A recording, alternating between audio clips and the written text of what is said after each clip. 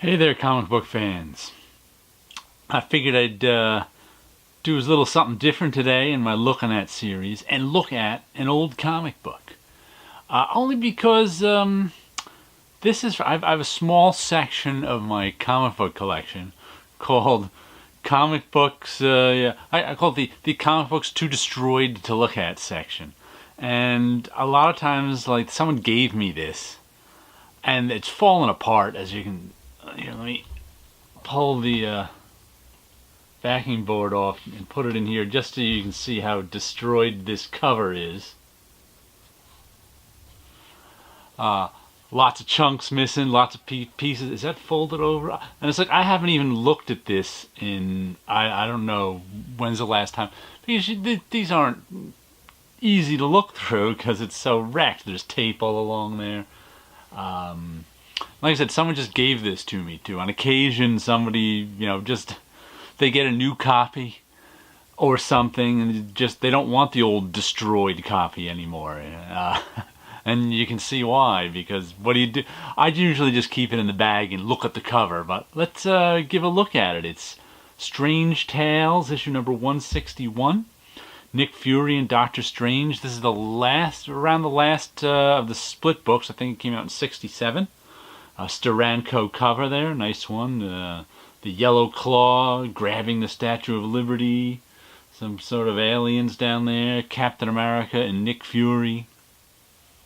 I wonder if what's interesting too. Let's lift it up with the.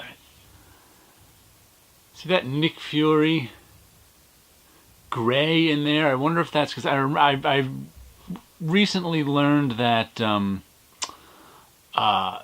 like the 60s Batman covers, the gray that was in his costume on the cover is an actual gray, meaning a percentage of black ink. If you were to look at that through a magnifying glass, a loupe, you'd see that this gray was all little dots of black. But on the inside, you weren't allowed to have it. Cost more money to do that. Make not just a clean black plate, but percentages of gray of black on there too. So on the inside, on the cover, Batman's costume was a actual gray, and on the inside it was a series of light colors. If you mix a whole bunch of light colors together, you get gray. All the color muddies up and turns gray. And if you look at the inside of a Batman comic under a magnifying glass, you can see all the little colored dots that make up the gray. So that actually looks like a black plate gray. So I wonder what it is inside. Let's open the first page and see what we got. Nice as what was it? Stan Lee, Jim Steranko. Okay. This is some of the Steranko Shield after he was. Kirby had already left. Kirby, I think, did. Look at see nice shiny tape there. What is it? October 1967. So we're coming up on the 68 first issues where Doctor Strange. Pretty nice looking. Oops, see that? That's tearing right open as I try to open this up. But who cares? It's not like it's in good shape. Look at how torn those corners are. But yeah, you can see his costume inside here is a blue. It's not even a gray. So on the cover, they went with the actual gray. I'll have to look at that under a loupe. And in here they went with the blue, making it look like black leather. Very cool. Some nice Steranko layouts here. Very Kirby influenced, you can see there by all the burst lines and little Kirby type crackle there. He's really getting the because when Steranko first started on S.H.I.E.L.D., Jack Kirby was doing layouts for him. And if you've ever seen any very early Steranko stuff, it's he got better quickly. As you can see here, he's got the Jack Kirby foreshortening of the depth of feel in the pen. What do we got here? Bullpen bulletins? Oh yeah. I don't even know when they started the Marvel Bullpen Bulletins is called up there. I don't know. I have a Stan Soapbox. Marvel Checklist. Let's see what's out this month. FF67, Spider-Man 53, Avengers 44, X-Men 36, Daredevil 32, Tales of Suspense 94, Astonish 96, Sergeant Fury 46, Marvel Collector's Item Classics number 11, Fantasy Masterpieces number 10, Marvel Tales number 10. So those are all reprints in the box. Wasn't Collector's... I thought Marvel Collector's Items Classic was Marvel Tales. Am I getting my reprint books mixed up? I must be. But pretty neat to see all the... I guess this is 67, so it's in, 6 years of the Fantastic Four number 1. So everything's still early in the Marvel Universe. Let's see what else we got here. Baseball fans are crazy about the... Oh, is this Stratomatic baseball? Oh, I knew, in the late 70s, early 80s, I knew some people who used to play Stratomatic baseball. It was fun. You get these little cards, and each player has a little card, and you put your team together, and then you roll dice and check the cards and see how the pitcher did against the batter and whatever. But yeah, I think that's still around, but I'm not sure if it is. But, I knew some Stratomatic baseball fans. We got Captain America. We got the Fantastic Four going on. Back to Nick Fury. Yeah, look at that machinery. That's very, very Jack Kirby-esque, that machinery Steranko's doing. But with, some real Steranko layouts here. He liked those thin panels that sort of kept going close up to give sense of motion and a certain amount of time passing. Yeah, it's another very Steranko panel there. You can tell, this is sort of the Kirby foreshortened depth. This is more the graphic design, everything on one flat plane, but figure cutting across it. Yeah, over here, one's a very Steranko graphic design-ish. Nice. Sprack.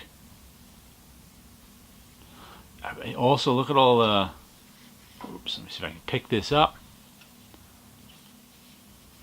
I like the texture of the bricks and the mortar and he's got 3 distinct types of brick in there. Maybe he's got the cobble of the floor.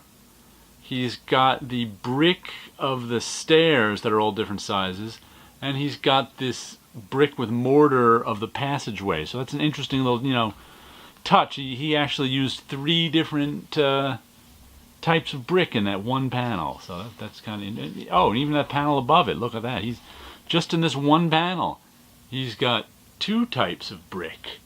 He's got sort of this brick with this scumbling in it, and he's got brick with mortar and just a couple little dots there. So it's interesting. That's the kind of detail he was paying attention to, as he brought his sort of graphic design sensibility to the, his Jack Kirby tutelage. Wow, we are really missing the edge of that. Look at the edge of that coming off right there. It's just kind of crumbling just as it's trimmed. That's funny. That looks almost like a splash page with... It's a note down here, but that could just as well be the indicia on the first page. So, very cool. Lots of Kirby guns going on there, and mixing up of figures. Boom, Bakun. Good explosion. Some nice Sterankos. I don't think, like I said, I don't even know how long it's been since I've looked at this. Ah, the Yellow Claw. Nice Yellow Claw drawing there. Some Kirby Cosmic stuff he's influenced by, but definitely very, you can tell the graphic design nature with the circles here and the icon on the belt. Very Steranko graphic design-y. To be continued, the second Doom. But yeah, I haven't looked at these in a long time. That's a good excuse to open them up and break out these busted up old comics in my... I think they're mostly Marvel Silver Age comics. There's only about 10 or 12 of them. I think I showed them off once. Ooh, sweatshirts. Here comes the Incredible Hulk. There goes the Incredible Hulk. I always wanted that one, never had it. Get some prizes here. for Olympic Sales Club, Brand Echh. Of course, that was their name for DC Comics. Let's see what else we got. Ah, Sorcerers Will Come Upon. Who was doing this? Oh, it's some Dan Atkins. Stan Lee is cast this. Ramon Moraes and Dan Atkins. Who is Raymond Moraes? I don't know that I've ever noticed that name before. Good question, but here we go. And I had heard that, I remember reading something about they were having Dan Atkins actually trace some Ditko penciled figures in this. I don't know if that's what they wanted. I don't think it was his idea from what I read, but they were trying to capture the Ditko-ness of it. And you can see right there, that figure right there is very Ditko-esque. So I don't know if he actually did or not, but I heard those stories. Like this Baron Mordo looks like a Ditko splash, but more, people know more about that than I do. But this is some nice Dan Atkins artwork right here. He was I think he was an assistant of Wally Wood, so he learned a lot of Woody's techniques and stuff. So that's how his stuff. Like if you look at these folds, Dan Atkins stuff is very illustrative. He's very good at illustrating folds and stuff like that. Figures. And he was, since he was, I think he was slow too, since he was spending so much that time illustrating stuff. So, 100 Tricks, Be a Musician, comic books for sale. Wow.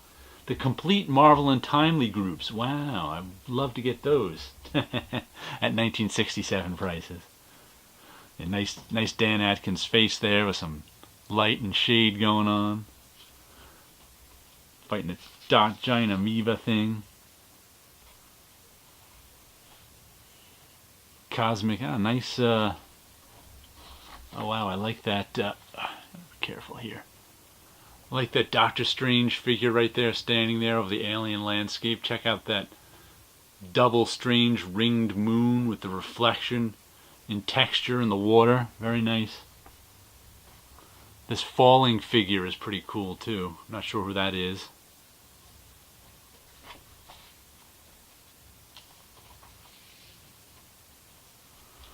Nice crouched figure right there. That's a beautiful figure. What's that? Is this just background here? That looks like, who's that? That Italian sculptor Modigliani? Is that who I'm thinking of? Who did those long, elongated figures in bronze? Reminds me a little of that right there, that figure. Ah, giant ant. And I think I read these stories in a reprint a long time ago, but I really haven't looked at it since then. Giant ant, nice. Doctor Strange giving him the old devil horns blast.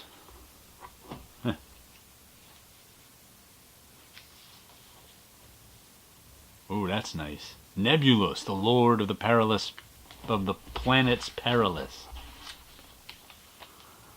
Nice design in that face headdress, whatever that thing is up there. Some more Modigliani sculpture, if I got the name. Oh my God, is that the guy's name? Jeez, I have to look that up now. Strange Mails. Who do we get a letter from here? Louis Mara from Massachusetts. Bruce Moore from Ohio. And Mark Cutler from Arizona. Next, the sardonically sinister Yellow Claw sets a trap so deadly that Nick Fury and his S.H.I.E.L.D. stalwarts may have to be replaced by a Western next month. Okay.